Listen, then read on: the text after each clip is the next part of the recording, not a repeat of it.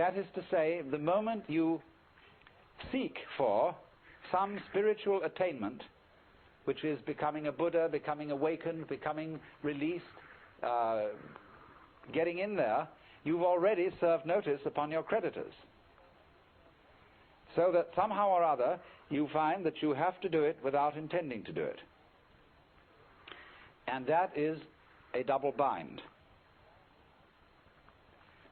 which you impose upon yourself when you say, I must find a way of doing this spontaneously. That's the old basic double bind. You must be spontaneous. You are commanded, or you command yourself to do something which is acceptable only if it happens spontaneously. Then you think about that and say, well, what a fix that is. Here am I saying, I must be surprised, and I'm going to lay plans to surprise myself. So by going through this, you discover naturally that can't be done. You can't surprise yourself on purpose. Yet that's what you have to do. So what about it? You come to a state of total paralysis. You're stuck.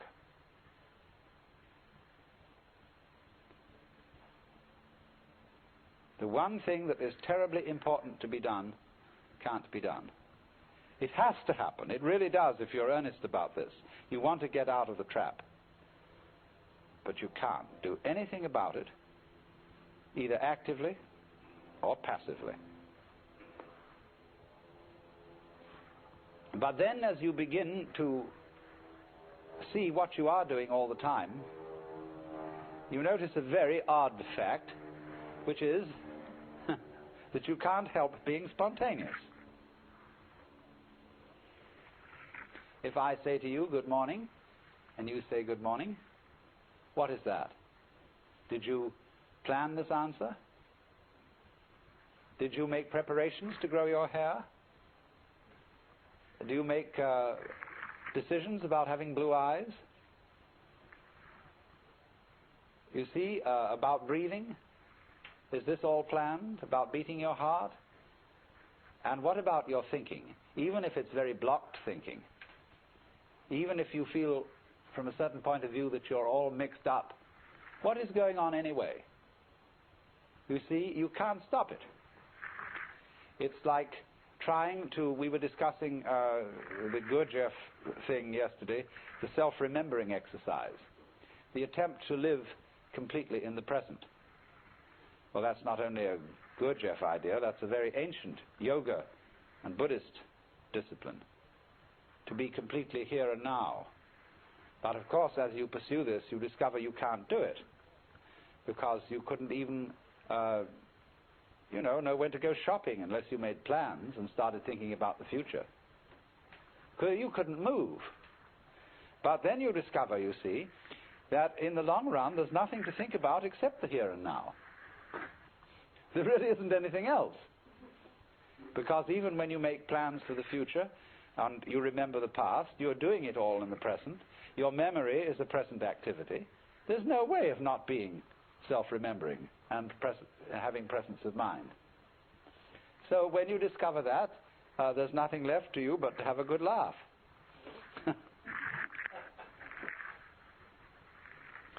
Well, now, I want to develop to a greater extent something I only touched on yesterday afternoon when we were discussing anxiety and laughter and the relationship between the two. I suggested that anxiety and laughter are really the same phenomenon, but seen from different points of view. As we all know, we can have shudders of horror and shudders of delight, tears of grief and tears of joy. And it's the same shudders and the same tears in either case, but they have a completely different meaning. Now, life is a matter of oscillation. Life is vibration. It's the whole time and all the way through.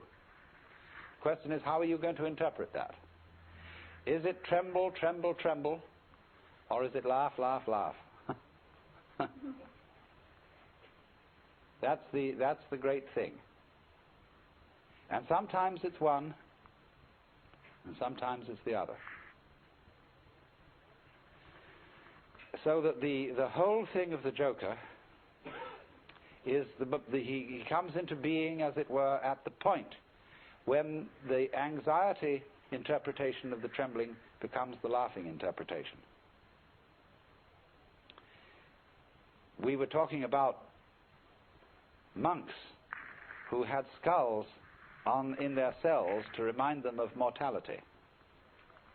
And we think a grim thing. The skull is a grim thing. But Chesterton had the poem about the skull. Chattering finch and waterfly are not merrier than I. Here among the flowers I lie, laughing everlastingly. No, I may not tell the best. Surely, friends, I might have guessed death was but the good king's jest. It was hid so carefully. So you can see the skull not as a grim thing, but as a laughing thing. It's all that's left of a human being. And all the surface is peeled off. And nothing but this beautiful bone remains. It laughs.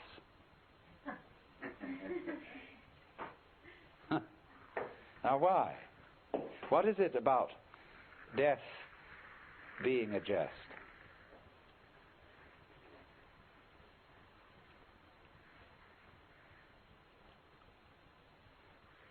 We discussed the problem of the zebra.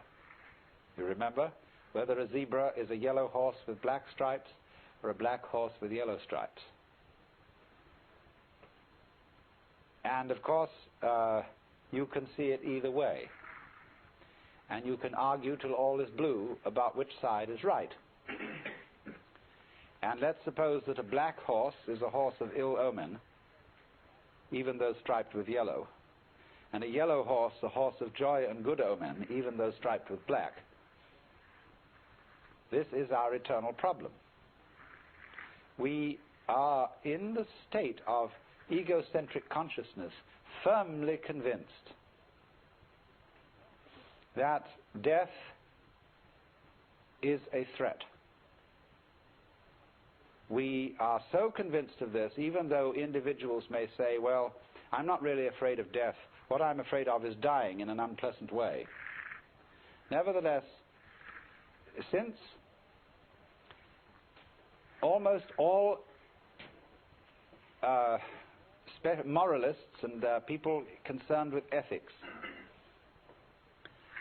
seem to agree, whatever their differences of opinion, that survival is a good thing, in some sense, if not survival in this body, even the most, the people who would rather be dead than red, firmly believe that that is true because they believe there is a hereafter where they can go and where they can be rewarded for the courageous stand against evil which they have taken. You see? So that's still some kind of insistence on the value of survival. And we all cling to this idea of survival with tremendous passion. But we have been fooled, because survival is an important ideal only so long as you have bothering you the bugbear of death, that the world might stop altogether, and that your death, so far as you are concerned, is curtains forever. And that is really the bogey. You see, that's all very well to rationalize and say, no, it's not death I'm afraid of, it's the pains of death. But if you think about it deeply, there are several stages in thinking about it deeply. The first stage is the real horrors of endless night, of the futility of the whole conception that one's own life, or indeed the whole life of the cosmos, might be nothing but a flash, and beyond that, nothing. Nothing, nothing, in all directions. When, for example, we think of the physicist's idea that the universe is running down, that all energy is seeking a stable state. Supposing, for example, to give an illustration of what they mean, I have a jar of black pepper and a jar of salt, and I pour them together into another jar, and I can see the white salt and the black pepper fairly well delineated. Then I start shaking the jar, and slowly, slowly, slowly the black and the white disappear into a grey. That can never be sorted out again into black and white.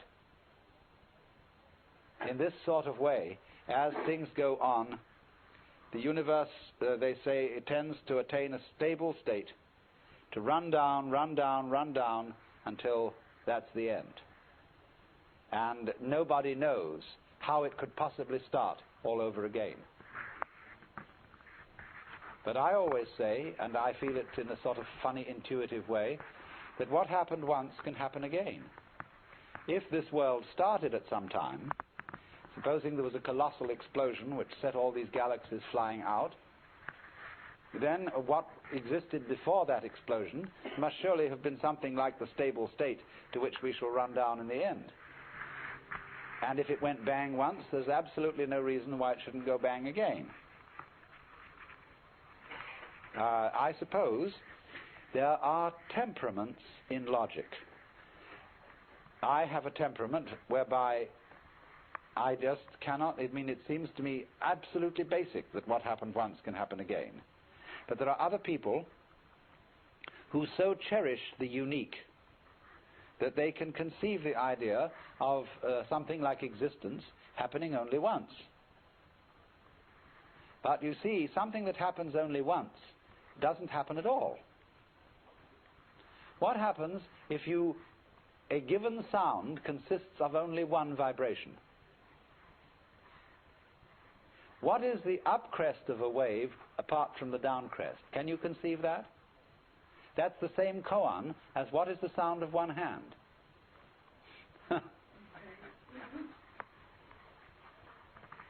You see, it always takes two. You can't have a purely left-sided person. Imagine. So, in this way, just as you can't have just one vibration, it's like the saying, the greatest strength of mind is to eat one peanut. and so it can hardly be done. So there isn't just one vibration. And a dit but no da sort of thing. You have to have it do more. So in just the same way, when you magnify this principle, there isn't just one cosmos, or one big explosion that starts and stops. All stopping implies starting. Someone just wrote to me, we haven't parted because we never met.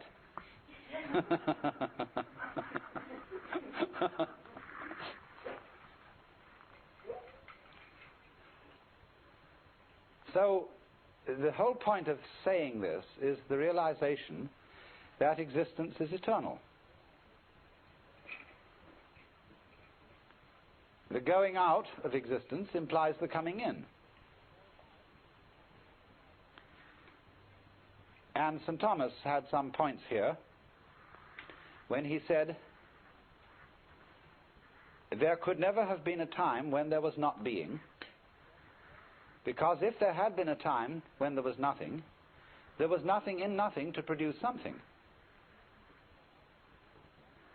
But he didn't quite have the point, because what he didn't see was that nothing is productive in the sense that you can't have nothing without something. They go together. And all this thing is an argument, again, about whether the zebra is yellow striped black or black striped yellow. And what we see is that the black and the yellow, the darkness and the light, are simply two phases of the same. And that realization is exactly what transforms anxiety into laughter. Suddenly to see that you just, after all this anxiety, that you don't have anything to worry about.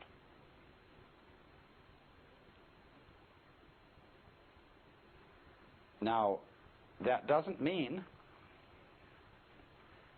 that there will not in our future lie some extremely painful experiences, or experiences that we would ordinarily interpret as horribly painful. We may all die of ghastly diseases, or of radiation burns, or of unimaginable things.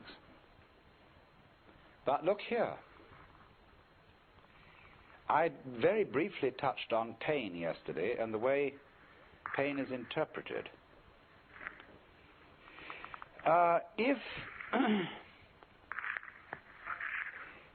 If you interpret pain as something that is destroying you and is going in the direction of total death, then it's very serious indeed. And it's perfectly terrifying. But I've been investigating experiences of people who have undergone torture. I don't know if anybody in this room has. It's always possible. But and then if so, you can correct me. But the worst part of torture is the beginning, when of course you're full of all your illusions and all your fears about black and white and the terror that black may win. But it's said that as torture proceeds, it slowly changes the state of mind of the victim to a kind of drunken, masochistic giving in to the torture, so that it becomes something that he cooperates with. And that if the torturer notices this, he knows he's through and has to kill him. So, in other words, there is a point at which pain becomes an experience without having a negative interpretation put upon it. Becomes, in other words, converted into ecstasy.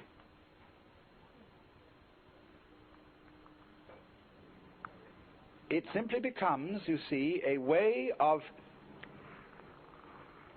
going through extraordinarily far out sensations which have no meaning.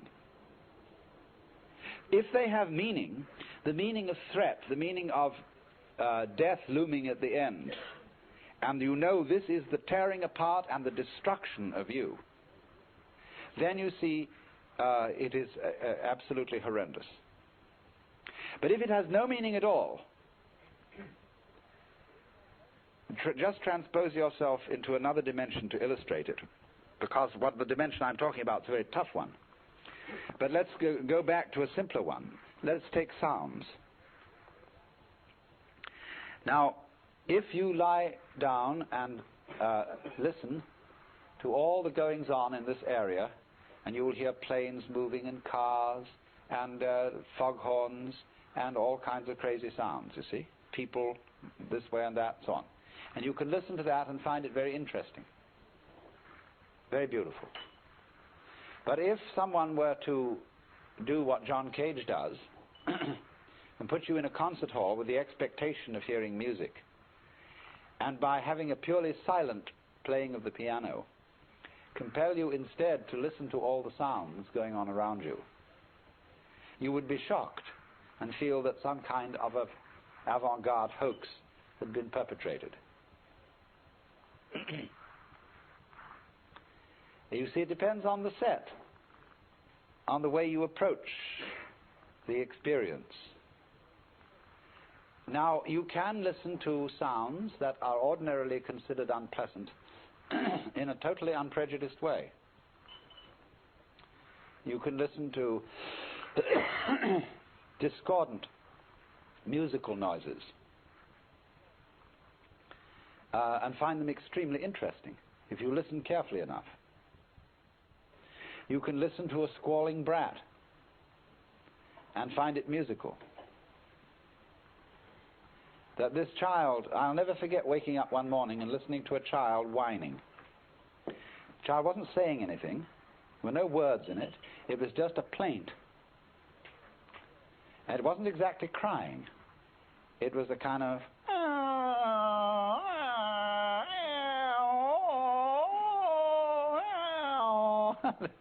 And there was something marvelous about it. This child's wonderfully articulate protest against some sort of nuisance.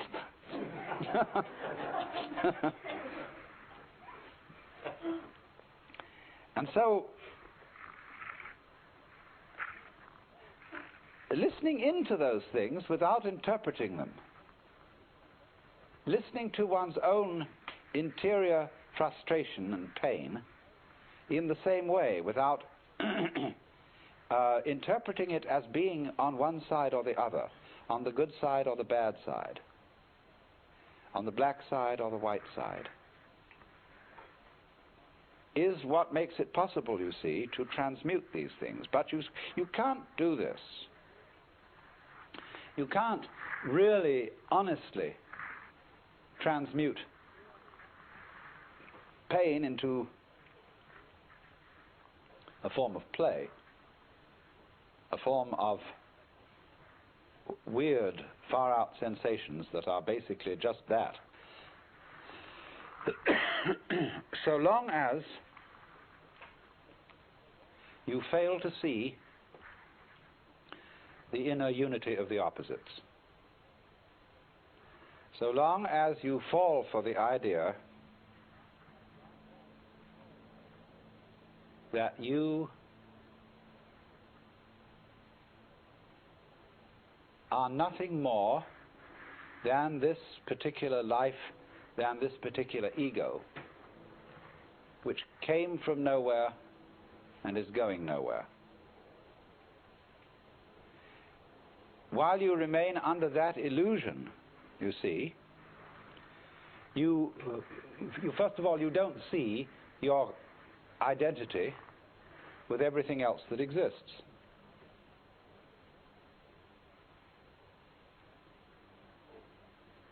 Now, if death then is a joke,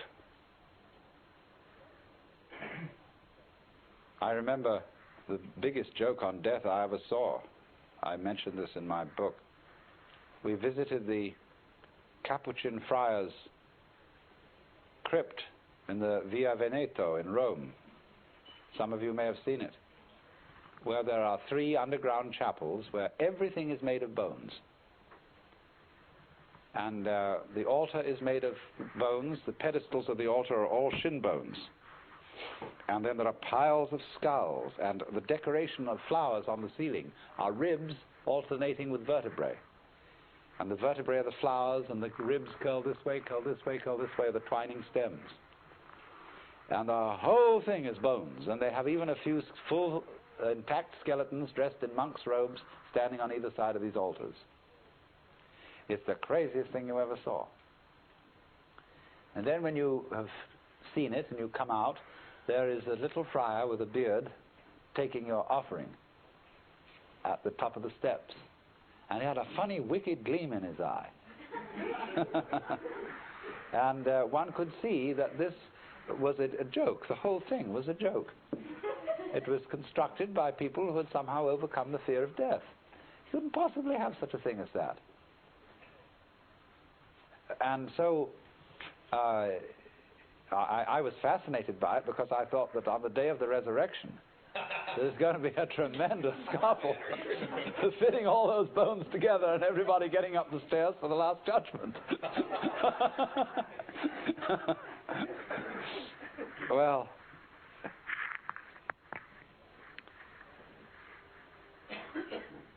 so if it is seen that death is the jest, but the question is, you see, we are so tormented by the bugbear of it being the real end, by the imagination of the possibility of being in the dark forever.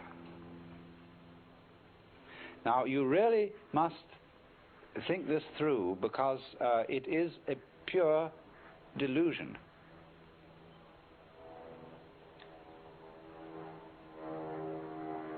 If you think, first of all, seriously about annihilation of consciousness, you will realize that annihilation of consciousness couldn't possibly be an experience.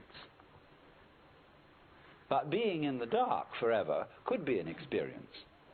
I mean, supposing you were buried alive and somehow you were immortal, but you had to stay shut up in a tomb for always and always and always. That would be pretty grim. But the annihilation of consciousness is not an experience at all. There isn't anything there to be afraid of. So if that's what's going to happen, there's nothing to worry about, I assure you. But on the other hand, if you think about it longer, about a state of eternal, just not being at all, you know, you realize that nature abhors a vacuum. And that since, just as the universe happened once, it can happen again, since you were born once, you know, it did happen, really. Well, it can happen again. Only the next you won't remember the one now, just as the one now doesn't remember the one before. Not because you've forgotten, but because memory is transmitted along certain channels. It requires the vehicle of brains, for example. It requires books and other records to maintain it. But as I pointed out yesterday, the fundamental what have you that underlies all this doesn't need a memory.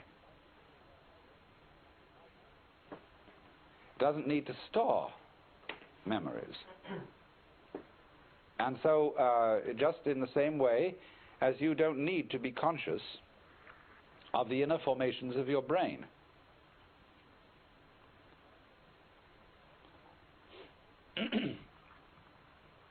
Also, I mean, here I'm talking speculatively.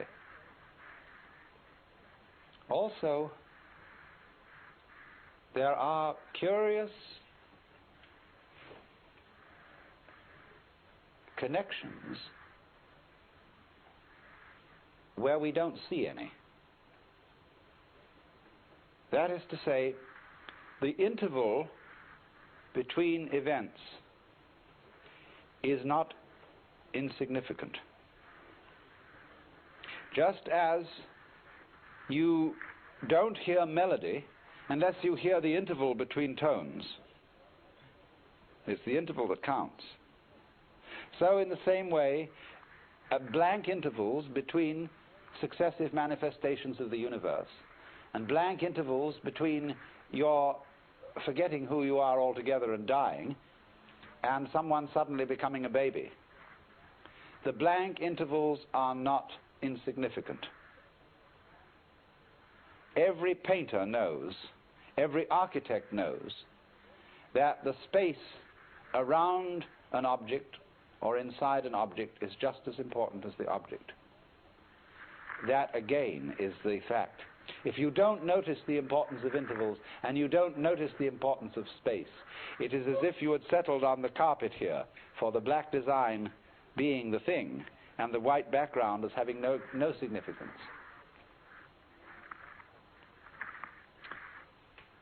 So what about the inside of this room? What about the shape of space that it encloses? We would say this is nothing more than a certain quantity of air. But don't you see that the distance, the space between that wall and this window is life room? That is not nothing. That it's just as important. It comes into being at the same moment as the walls come into being. It connects them. And so likewise the space between our planet and other planets is not insignificant. So once you see that intervals of apparent nothingness are significant intervals, that their size makes all the difference to what's happening. When the intervals between dits are short, the note is high. When the intervals between the dits are long, the note is low or large, the high being little. See, why do we say high and low as distinct from little and big? Big instruments make big noises, little instruments make tiny noises. But at any rate, it's the interval that's important. So then, once you see the importance of the interval, you have seen that the white is as important as the black, or the other way round if you want to change your analogy. Do you see how you can switch these analogies? In one case, the white can be the nothing, the unimportant, whereas the black is the mark somebody made with a crayon. Or the other way round, the black can be the darkness, and the white is the flash of lightning that appears in the darkness. Change your analogy. It's like saying, once we used to say about high matters, high matters, lofty thoughts. But now we don't. It's more fashionable to say deep matters and profound thoughts. Someone was telling me yesterday in the group here that they were going to an Indian village in New Mexico where they had Christianity. But when the speaker referred to Jesus and God and so on, he pointed down all the time. Because, you see, he felt that things grew up like this from below. Whereas, of course, the ancient cults out of which the Jewish and Christian religions grew had the idea that the life of the sun and the rain came down from the heavens and fertilized the feminine earth, which then responded. But these things keep changing because you can keep switching your point of view. You can see the black as the design against the white background, and the white as the design against the black background, and you can flip back and forth, back and forth, back and forth. And the more you do that, the more you realize that the pairs go together.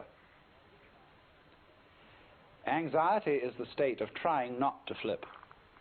All life is flipping.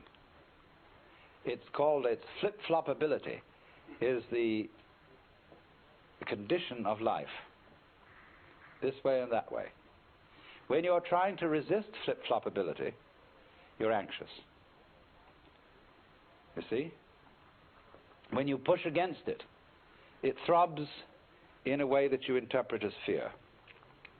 And all rigid personalities, people who can't swing, who have no movement in their hips, as it were,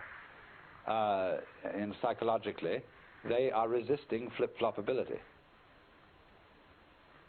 But when you understand flip-floppability, and that this is the way things are, then you laugh, because that is the big flip-flop.